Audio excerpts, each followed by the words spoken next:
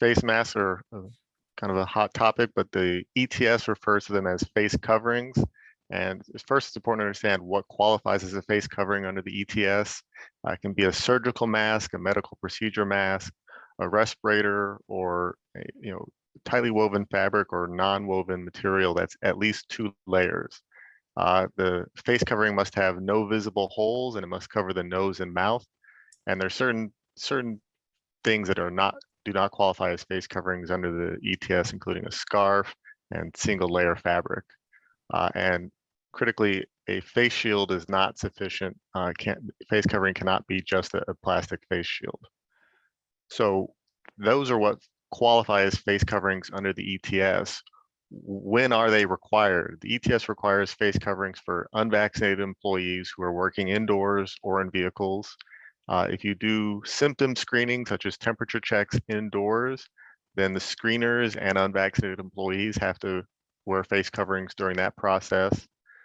You also have to comply with any face covering requirements by the California State Department of Public Health.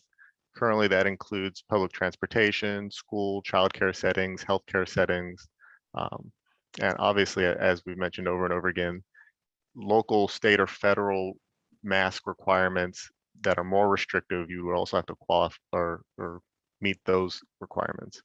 And then if the workplace has 3 or more COVID-19 cases in a 14-day period, what the ETS calls an outbreak, then all employees working indoors have to wear masks regardless of vaccination status, as well as all employees working outdoors within 6 feet of another person.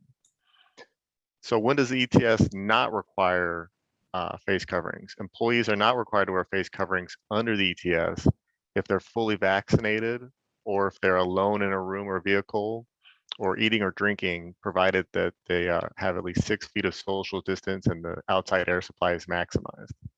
And then these last 2 requirements have some caveats, which we'll get to, but if the employee is unable due to a medical or mental health condition or disability, or if they're engaged in a specific task which cannot feasibly be performed with a face covering, for example, use of a dangerous tool where a face covering would not be safe to use that tool, or some other situation like that.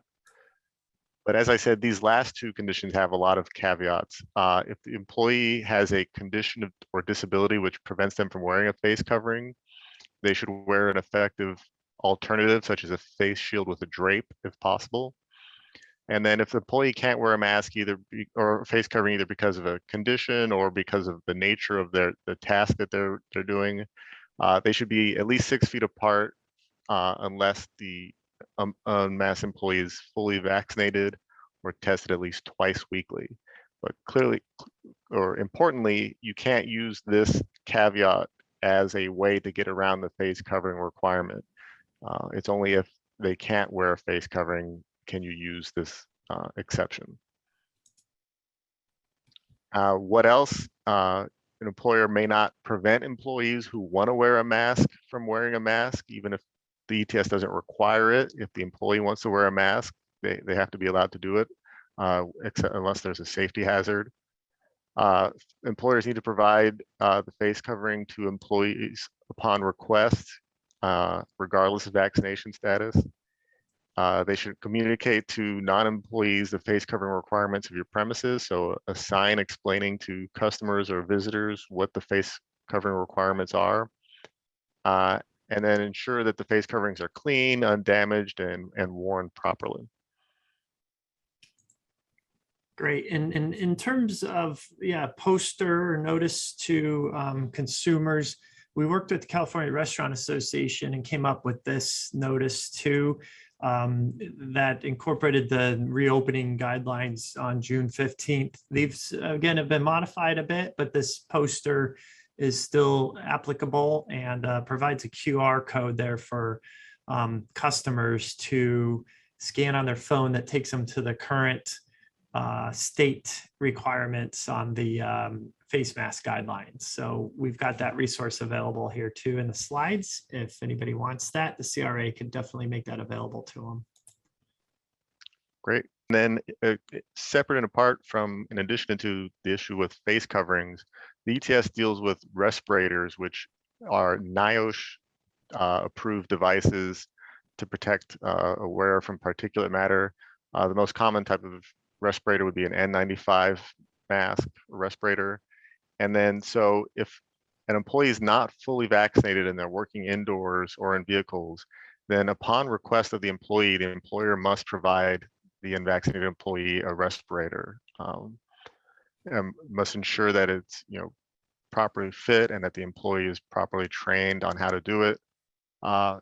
One critical thing with N95 or respirators is that employee who's properly wearing a respirator doesn't have to be considered a close contact if you have an exposure in the workplace. So that's one benefit to the N95 mask, is it simplifies the process for who has to be excluded from the workplace. And then there are new training requirements about masks. We've got a lot of content, so I put this here, and again, you can have the slides, but make sure that your training and your policies reflect these requirements of the ETS.